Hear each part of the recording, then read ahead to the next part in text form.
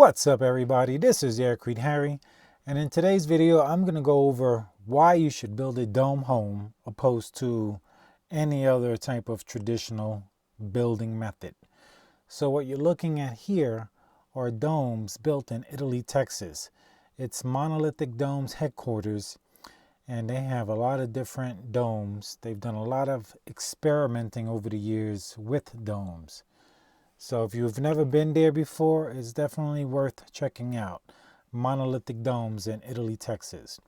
So in this video, we're going to go over some news clips, and I'll make a few comments after the news clips. First off, we're going to start with fire. Gusty winds and dry drought conditions creating a dangerous situation, destroying numerous homes and property. This classroom used to belong to the elementary school students here in this small town. It's a reminder that wildfires don't just touch down in remote areas. Increasingly, they are sweeping through our lives. Residents racing to get out and making their way to safety. Few homes and structures that are birdied right now. Near Vacaville, a city of 100,000 northeast of San Francisco, multiple fires are tearing through communities. More than 46,000 acres scorched. The traffic on fire radios painting a grim picture of injuries and a losing battle. These wildfires are moving incredibly fast, turning this entire mobile home park into an apocalyptic wasteland. Hi everyone, I'm Phil Lipoff. We are coming on the air right now to bring you the latest on the storm reports that continue to pour in from across this country. 22 tornadoes have been reported across 6 states so far. Tornado warnings are still in effect right now north of Nashville in Tennessee and in parts of Kentucky. That state, unfortunately, now reporting at least 70 dead from a devastating tornado outbreak in western Kentucky. These pictures are dramatic and difficult to look at. The preliminary reports of the primary tornado there on the ground for more than 200 miles.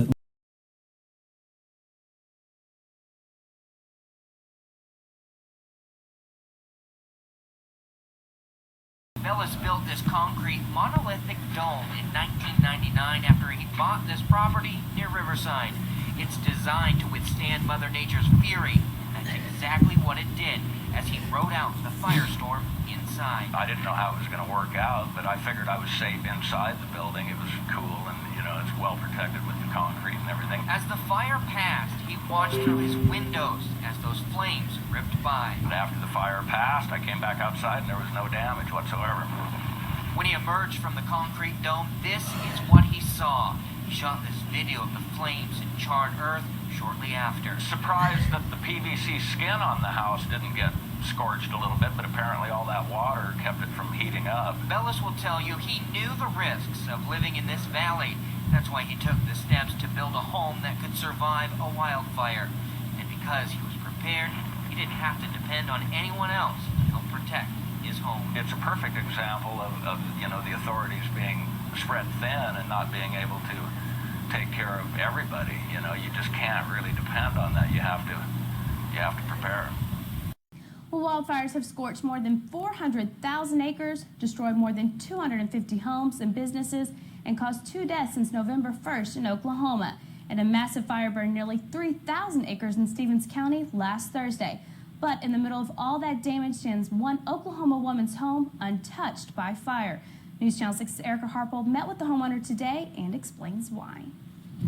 Last Thursday's wildfire in Stevens County scorched thousands of acres of land. 60 of those acres destroyed are Jerry Strube's. Despite flames touching her home outside of Marlow, Oklahoma, it's still standing. If you go outside and look, the fire's right up against the dome. Jerry's home didn't catch on fire because it can't.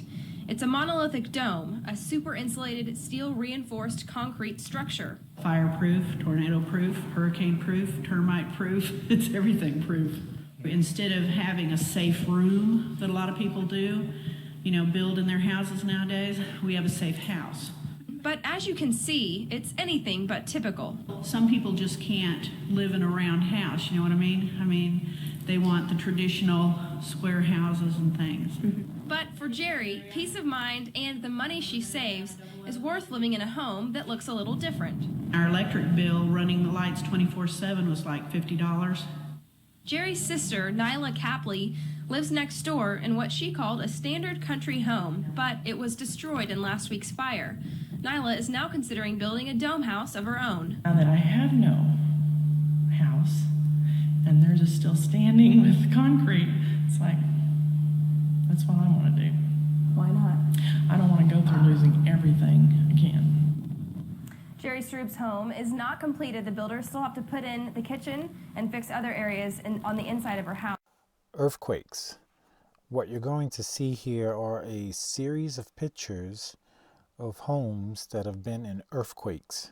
Now, the reason I've gone through these news clips is to show you the proof and evidence that dome homes will survive fires, they will survive tornadoes, they will survive earthquakes.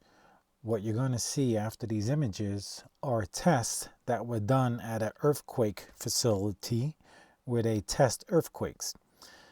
And in this test, you're going to see a wooden dome built where tons of weight is put on. As you can see here, they're showing Japan earthquake. And the simulation they're going to do is to simulate that earthquake in Japan. And they're going to go through a series of different earthquakes. And they're going to shake this dome just as strong as the earthquake shook those homes. And you can see this dome is still standing. And that's not even made of reinforced concrete, which would be even stronger than the wood. But still, the wood is extremely impressive. And this is all due to the shape of the dome. Look at this, an extra 10,000 pounds plus 8.5 tons are added. Bulletproof or not? We've got a vinyl siding on the outside, thermoply for the sheathing, and then some insulation and some half-inch sheetrock. I looked at that. It literally looks like cardboard. It's like plastic and then cardboard and then drywall. There's no way that's going to stop a bullet. Well, I don't know about that, but that's the way houses are being built all over America. Believe it or not, thermoply is legal and houses are being built all over like that. Now, the other wall section is more like what I would do and more like what we like in Texas. That's fiber cement siding right there, Tori. Behind that is solid OSB, some fiberglass insulation, and then some half-inch sheetrock. What do you think? Will that stop a bullet? That might have a chance. So you saw the materials. This is standard traditional stick frame built home, and they're doing their testing with the weapons, shooting through the wall, and nothing stops these bullets.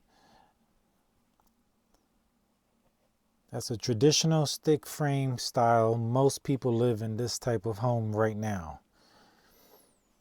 Now, if you compare the way these bullets go through to the dome where the bullets do not go through, to me it's a no-brainer.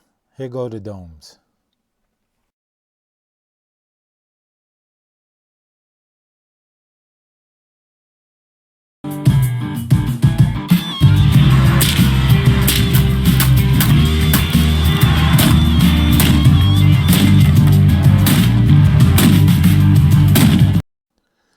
So you see they're showing you the different type rounds. They're showing you how those rounds will bust a cinder block with one shot, and then they shoot it into the dome and it doesn't penetrate.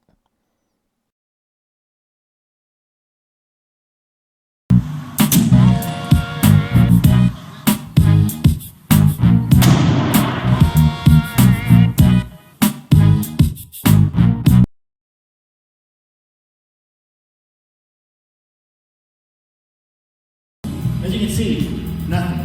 No cracks, no sign of any kind of penetration at all. Next, we're going to see two dome homes. The first is Dave South, the inventor of the monolithic dome building technique, who inspired me to build domes.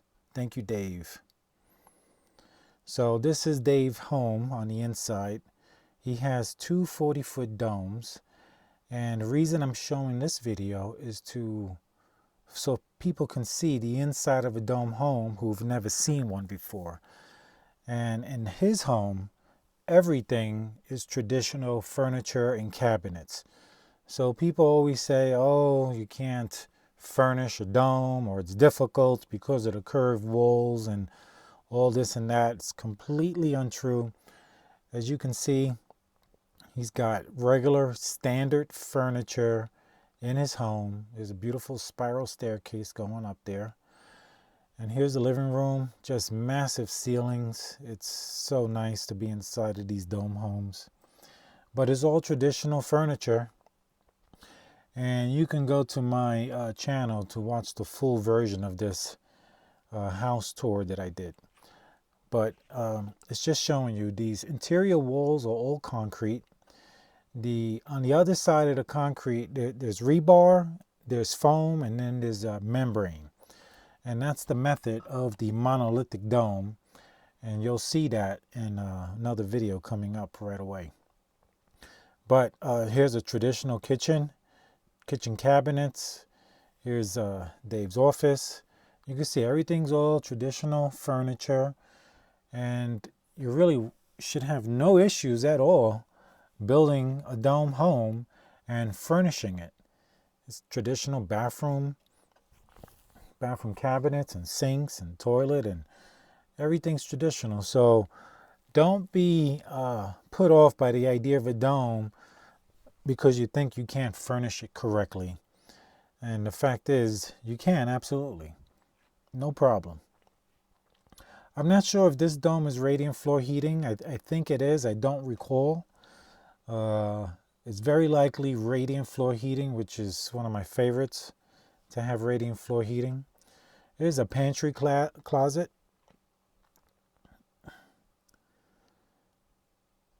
And the kitchen. And here's another beautiful dome home located in Colorado. It's 6 domes, 3 24-footers and 3 40-footers. You have a 2-car garage, a workshop on the end, a hangout dome in the middle here. It's open. You could do your fireplace and barbecues. Here's the kitchen. And again, you can see it's all traditional cabinetry. You don't need to make anything custom for your cabinets, so long as you design and plan your home correctly. And you're going to see the living room is just so expansive. I don't go through this whole home now, but you could go to my YouTube video and watch the full house tour of this home. And again, you know, this home is earthquake proof, fire proof, tornado proof, hurricane proof, termite proof. It's incredibly efficient energy wise because of all the insulation it has. And again, this is a monolithic home. And you'll see coming right up how the monolithic homes are built opposed to the type of domes I'm building, which are considered eco shells, aka Aircrete Harry style. And I'll explain that coming right up. But here, it's another beautiful home. And I would suggest checking out this full video on my channel to see the bedrooms and bathrooms and all that. So here we go, building a dome home. There's multiple ways to build a dome home. And what you're seeing here is the monolithic dome home version. And their method is to mount an airform, inflate it as you see, and the rest of the work is done on the inside of the dome. And there's a lot of benefits to this, depending on the weather. If it was raining, it wouldn't stop you from working. But what they do is they take that airform and they'll spray foam on it for insulation. Then they hang the rebar, and then they shotcrete the interior of the dome. And so the membrane on the outside stays as a weather barrier. So here's an eco shell, and I included this to show you you can literally build this by hand just by troweling the cement onto the airform. You see they have an airform inflated, rebar has been placed on it, and now they're troweling on the cement, which is a stucco mix, sand cement. And here's my method. I'm showing this is a method that I developed to make life easy for one person to build their own home.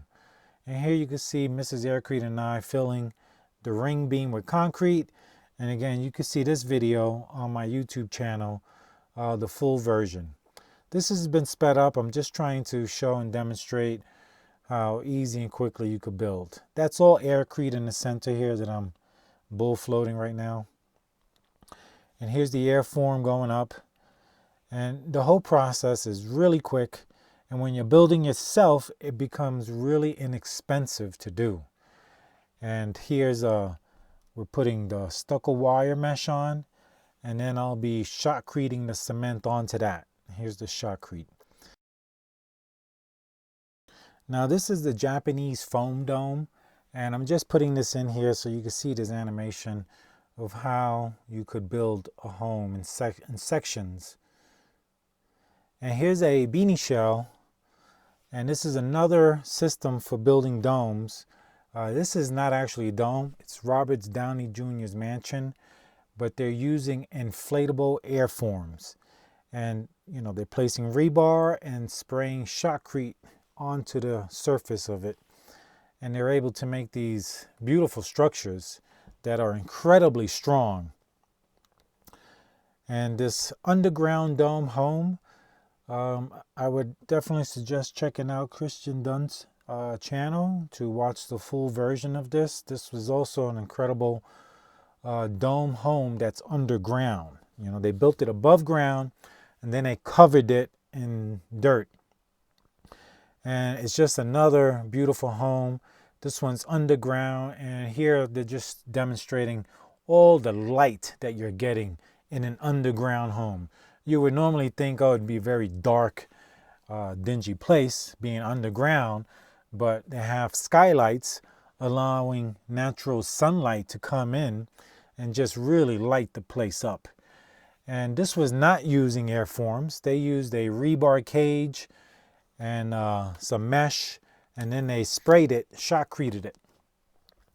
And they made this incredibly strong structure that's, in my opinion, absolutely beautiful. And this dome home is a lot more custom than the other two dome homes you saw. This dome has custom cabinets and custom countertop. Everything's been custom for this home. And this is my intention on my home. I like everything they did here. All these cabinets and everything are all cement. Only the doors are wood, but everything else is cement. And it's just a solid home. And you know, the whole point of this video is to show everyone that you can build these dome homes yourself using my method, or if you want to have someone else do it, you could pay someone else like Monolithic Company to build a monolithic version. Reason I don't go with the monolithic version is because the spray foam is so incredibly expensive. My friend has built a few monolithic dome homes, and he tells me the cost of the dome, half the cost of the dome is in spray foam. So I say, if you're going to build a home, build one where you can feel safe and secure.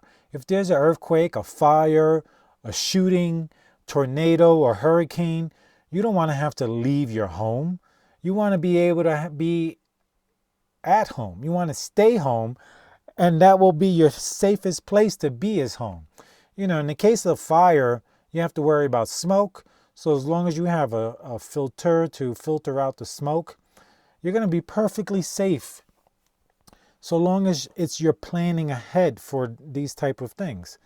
But these are some of the reasons I say a dome is the best structure to build, and it's going to be your safest and most secure. And again, if there's ever any type of emergency, you don't want to have to leave your home, because this is, you know, home is where your heart is, and you don't want your heart burning down. These people who have homes that get destroyed by hurricanes and tornadoes and fires and continue to build the same type of home, to me, it's insanity, and that needs to change. And so this is why I really like domes, and I recommend them. Go to aircreteharry.com to get all your dome building techniques and online course. Peace.